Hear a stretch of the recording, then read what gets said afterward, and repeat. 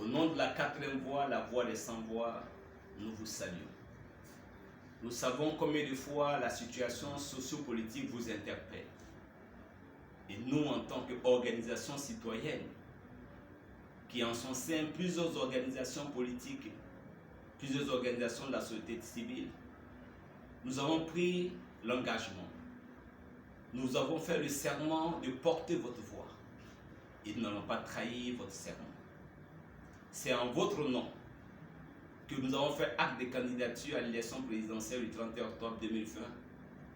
Et vous n'avez pas été surpris, tout comme nous, de ce que notre candidature a été rejetée par le Conseil constitutionnel de M. Alassane Ouattara. Et donc nous voulons, à votre nom, faire cette importante déclaration et lancer cet appel solennel. Nous avons suivi pour vous, avec un grand intérêt, l'évolution de la situation sociopolitique depuis l'arrêt du Conseil constitutionnel de M. Kone Mahamadou du 24 septembre dernier. Et il était important pour nous de faire une analyse importante pour que nous puissions ensemble la comprendre. Le premier problème que pose cet arrêt du Conseil constitutionnel, c'est la problématique de la candidature de M. Alassane Ouattara à un troisième mandat. Nous notons que 1. La candidature à un troisième mandat est contre la lettre et l'esprit de la Constitution de 2000 et aussi bien de la Constitution de 2016. Ce qui veut dire clairement que la candidature de M. Alassane Ouattara est anticonstitutionnelle.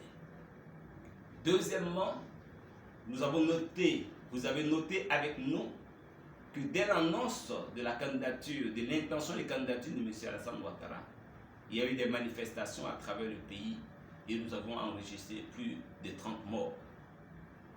Troisièmement, à ce jour, nous vivons des violences, des crises dans plusieurs villes et plusieurs localités du pays, ce qui n'est pas fait pour rassurer les Ivoiriens et les Ivoiriennes. Quatrièmement, nous avons observé des exils forcés. Des Ivoiriens et des Ivoiriennes se sont vus obligés de rester en exil ou de partir en exil. Nous avons vu des arrestations. Nous avons vu en cinquième position l'explosion du phénomène des microbes.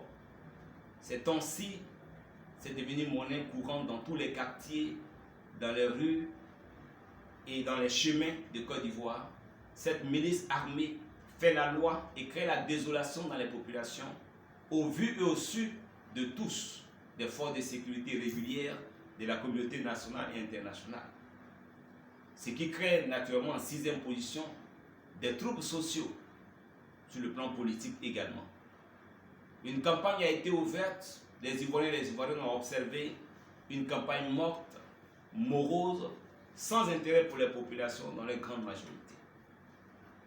Nous avons vu également que le candidat Alassane Ouattara, isolé dans son RHDP, pour ne pas dire le FDR, ne peut pas mathématiquement gagner une élection juste, libre, transparente et inclusive. Enfin, en neuvième point, nous notons un risque d'explosion sociale, un risque de trouble au détriment des Ivoiriens et des Ivoiriennes. Alors, cela nous ramène à analyser comment est-ce que les Ivoiriens et les Ivoiriennes se sont comportés à notre dernier appel du 24 septembre 2020. Nous avions lancé un appel à l'union sacrée pour combattre le système politique ivoirien qui est mauvais. Et nous notons avec satisfaction que notre appel a été entendu par l'opposition dans sa grande majorité. Et cela s'est démontré au meeting du samedi 10 octobre 2020 au stade Félix Houphouët-Boigny, malgré les intimidations et les manœuvres dilatoires du gouvernement de M. Alassane Ouattara. Ce meeting a été un succès total. Nous félicitons donc toute l'opposition ivoirienne et nous encourageons l'opposition à travailler main dans la main pour faire changer ce système que nous dénonçons depuis plusieurs années. Vous nous avez confié la mission de rencontrer tous les candidats retenus par le Conseil constitutionnel. Nous les avons rencontrés pour certains. Nous avons entrepris les démarches nécessaires pour rencontrer les différents candidats. Malheureusement, nos démarches n'ont pas eu d'écho favorable auprès du candidat Alassane Ouattara, auprès de la rue Le Pic. Nous avons par contre rencontré les 3 autres candidats de l'opposition. À la suite de ces différentes rencontres, nous avons noté avec satisfaction des points de vue convergents, des points de vue partagés avec le candidat Aimé-Henri Konan Bédié et le candidat Pascal Affi N'Guessan. Nous sommes donc d'accord avec tout combat contre la force injuste de la loi et appelons à la solidarité et au respect du mot d'ordre, la désobéissance civile lancée par les candidats Aimé-Henri Konan Bédié et Pascal Affi N'Guessan. Notre appel au candidat Alassane Ouattara. Cher aîné, cher président, cher grand frère, l'histoire récente de la Côte d'Ivoire est encore sous nos yeux. Les élections mal organisées de 1995, avec le boycott actif organisé par le Front républicain auquel vous avez participé, les élections organisées par le président Henri Konan Bédié ont produit le coup d'État de 1999. C'est un fait de l'histoire. Les élections discriminatoires de 2000 du général Robert Gueye ont produit la rébellion armée de 2002 à 2010.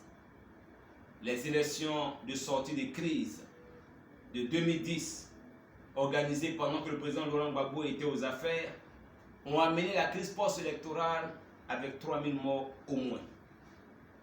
Au vu de ces élections mal organisées, ces élections discriminatoires, ces élections confligènes, organisées par tous ceux qui vous ont précédé à la tête de la nation, par Henri Konan Bédié, Gueye Robert, Laurent Gbagbo, ont produit la désolation dans les populations. Monsieur le candidat Alassane Ouattara, que nous réserve l'année 2020. Attention au réveil du volcan dormant. Pourquoi, monsieur le président?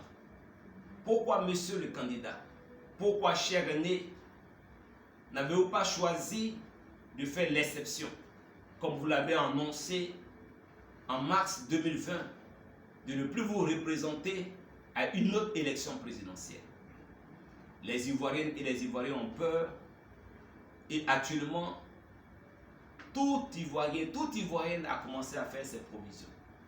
Ceux qui ne priaient pas ont commencé à prier pour dire simplement que la peur s'est installée. Les forces de sécurité, les forces de l'ordre qui meurent gratuitement à chaque crise à cause des incohérences des politiques, vont-ils encore perdre leur vie par les inconstances des politiques? C'est une question que nous nous posons, cher candidat Alassane Ouattara. Cher aîné, nous sommes à 7 jours de ces élections. Il n'est pas encore tard. Vous pouvez encore faire le nécessaire pour sauver la mère patrie, au risque d'être aussi un co-acteur, direct ou indirect, des souffrances du peuple de Côte d'Ivoire. Désormais, tous les regards sont tournés vers vous.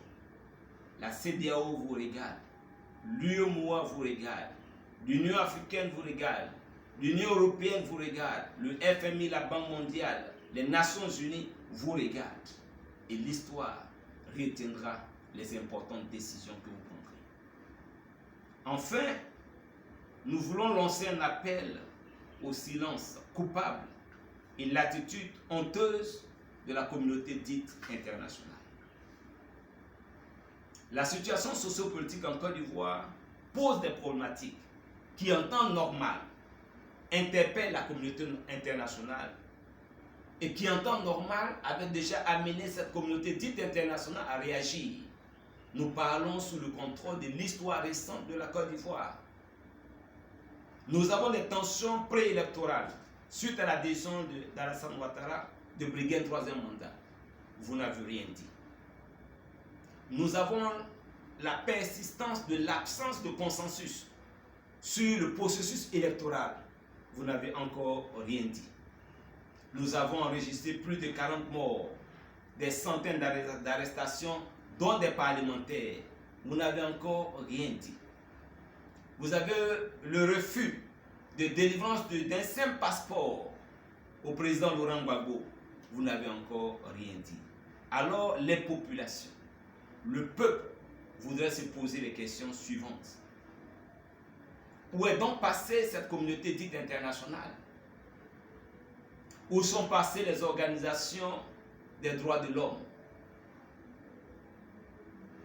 On cherche encore nos guides religieux, nos leaders, chrétiens, musulmans, bouddhistes.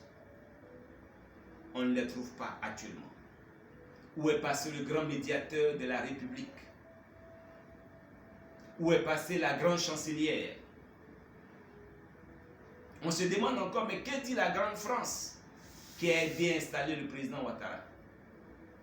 Que disent les Nations Unies? C'est maintenant qu'il faut intervenir, avant qu'il ne soit trop tard.